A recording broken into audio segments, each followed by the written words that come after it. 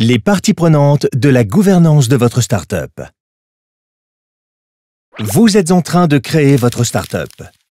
Il est important de bien réfléchir au pouvoir que vous souhaitez accorder aux différentes parties prenantes de votre société. Les actionnaires. Au départ, en tant que fondateur ou cofondateur, vous êtes à la fois dirigeant et actionnaire. Ce sont les statuts de la société qui définissent ce qui relève de vos fonctions de dirigeant et de votre qualité d'actionnaire. Dans tous les cas, vous prenez toutes les décisions. Mais dès que vous faites appel à des investisseurs externes, familles, business angels, autres investisseurs, etc., vous devez prendre en compte la volonté de ces nouveaux actionnaires. Certaines décisions sont prises par les dirigeants, par exemple celles qui concernent la gestion de la société, tandis que d'autres sont des décisions d'actionnaires, comme l'approbation des comptes ou les opérations sur le capital. Vous devez donc bien choisir les investisseurs qui entrent dans la société car ils seront décisionnaires à vos côtés. En fonction de leur volonté d'implication, les actionnaires peuvent demander à participer au board. Le board. Le board est un organe qui accompagne la société et ses dirigeants.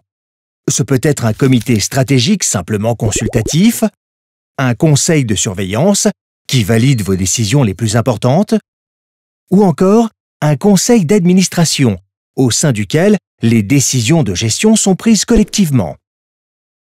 L'intérêt pour vous est que le board soit composé de personnes ayant du recul, qui peuvent vous challenger et vous apporter leur expérience.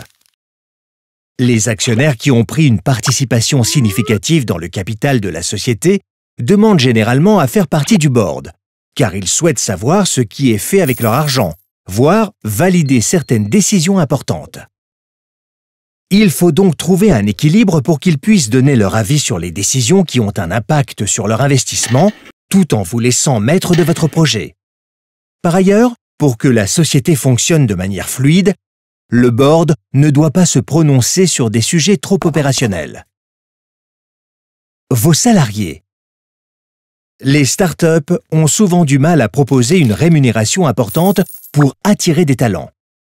Pour motiver et fidéliser vos salariés, vous pouvez leur proposer des actions gratuites, par exemple, qui leur permettront de devenir actionnaires. En conclusion, lorsque vous créez votre start-up, vous devez réfléchir à l'équilibre des pouvoirs que vous souhaitez mettre en place, en accord avec votre stratégie et vos envies.